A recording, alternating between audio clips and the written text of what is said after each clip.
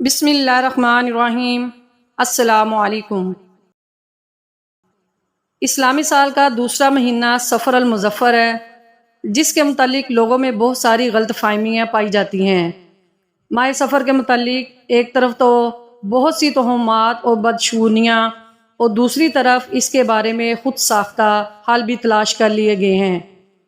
مثلاً اس ماہ میں شادی نہ کرنا، سفر نہ کرنا، کاروبار کا آغاز نہ کرنا، اس ماہ کو مردوں پر باری سمجھنا، اس کی 13 تاریخ کو مانوس سمجھنا وغیرہ وغیرہ۔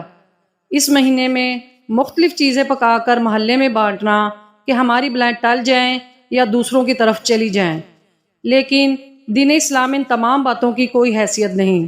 آفتاب کا طلوع و غروب ہونا، چاند ستاروں کا نکلنا اور چھپ جانا، دن کا نکلنا، رات کا چھا جانا، سب اللہ تعالیٰ کی نشانیوں میں سے ہے، کیونکہ ساعتوں سے گھنٹے، گھنٹوں سے دن، دن سے ہفتے، ہفتوں سے مہینے اور مہینوں سے سال بنتے ہیں۔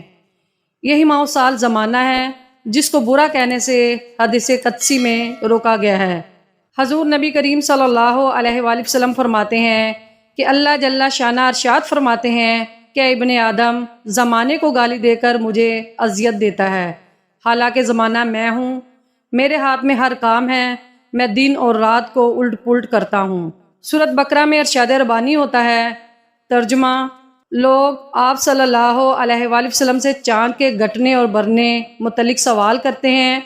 آپ صلی اللہ علیہ وآلہ وسلم کہہ دیجئے کہ یہ لوگوں اور حج کے لیے اوقات بنانے کا ذریعہ ہے۔ اللہ تعالیٰ نے انسان کے لیے اہتمام فرمایا ہے کہ وہ آسانی سے طریقوں کا تعین کر سکے۔ چاند اللہ تعالیٰ کے مقرر کردہ ضبط کا پابند ہے، اس لیے اس کے گھٹنے بڑھنے سے نہ تو کسی کی قسمت پر اثر پڑتا ہے اور نہ ہی کسی خاص مہینے کا چاند نظر آنے سے کسی نحوست کی ابتدا ہوتی ہے اور نہ کسی خوش قسمتی کا آغاز ہوتا ہے۔ انسان کی خوش قسمتی اور بد قسمتی کا انحصار سورج، چاند اور ستاروں کی گردش پر نہیں، بلکہ انسان کے اپنے اعمال پر ہے۔ اسی طرح مہینوں کی تعداد بھی اللہ تعالیٰ کی مقرر کردہ ہے۔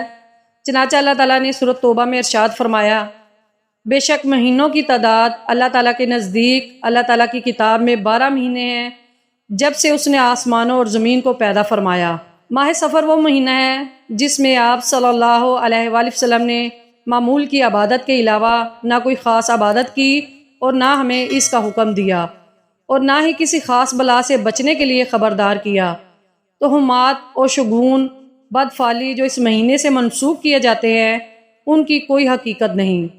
زمانہ جہالت میں عربوں کے ہاں اس ماہ سے متعلق جو غلط تصورات پائے جاتے تھے، اس کی بنیادی وجہ یہ تھی کہ اہل عرب حرمت کی وجہ سے 4 مہینے، جن میں رجب، ذوالقعدہ، ذی الحج اور محرم شامل ہیں، ان میں جنگ و جدال سے باز رہتے اور انتظار کرتے یہ پابندیاں ختم ہو اور وہ نکلیں اور لوٹ مار کریں۔ لہٰذا ماہ سفر شروع ہوتے ہی وہ لوٹ مار، رہزنی اور جنگ و جدال کے ارادے سے وہ گھروں سے نکلتے تو ان کے گھر خالی رہ جاتے۔ یوں عرب میں یہ محاورہ سفر المکان، گھر خالی ہونا، معروف ہو گیا۔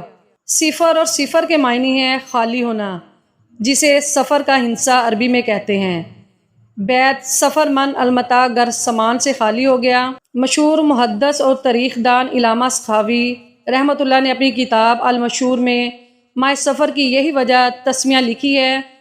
عربوں نے جب یہ دیکھا کہ اس مہینے میں لوگ قتل ہوتے ہیں، گھر برباد خالی ہو جاتے ہیں، تو انہوں نے اس سے یہ شگون لیا کہ یہ ماہ سفر کا مہینہ ہمارے لیے مانوس ہے، اور گھروں کی بربادی اور ویرانی کی اصل وجہ پر غور و فکر نہ کیا، نہ ہی اپنے عمل کی خرابی کا احساس کیا، نہ لڑائی جھگڑے، جنگ و جدال سے خود کو باز رکھا، بلکہ اس مہینے کو ہی مانوس ٹھہرا دیا۔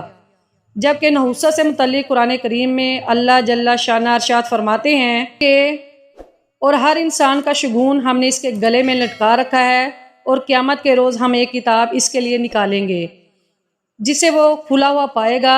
اس سے کہا جائے گا، پر اپنا نامہ اعمال آج اپنے حساب لگانے کے لیے تو خود ہی کافی ہے۔ سورۃ بنی اسرائیل یہ آیت مبارکہ اس بات کی وضاحت فرماتی ہے کہ انسان کی نحوست کا تعلق اس کے اپنے اعمال سے ہے، جبکہ وہ عموماً سمجھتا ہے کہ نحوست کہیں دوسرے کی طرف سے آئی ہے۔ چنانچہ وہ کبھی انسان کو، کبھی جانور کو، کبھی کسی عدد کو اور کبھی کسی مہینے کو مانوس قرار دیتے ہیں۔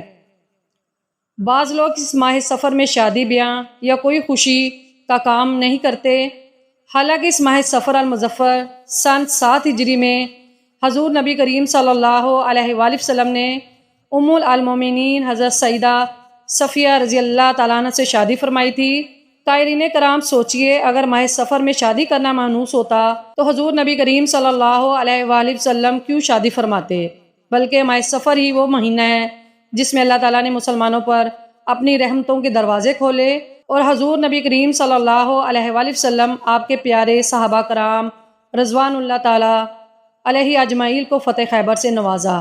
پس کتاب سنت کو ہر وقت سامنے رکھ کر زندگی گزارنی چاہیے، کیونکہ یہی رضائے حق تعالیٰ شانہ ہے اور صراط مستقیم یعنی طریقہ جنت ہے، اسی پر کاربند رہنا چاہیے۔ اللہ تعالیٰ ہمیں مسنونہ زندگی بسر کرنے کی توفیق عطا فرمائے، آمین یا رب العالمین۔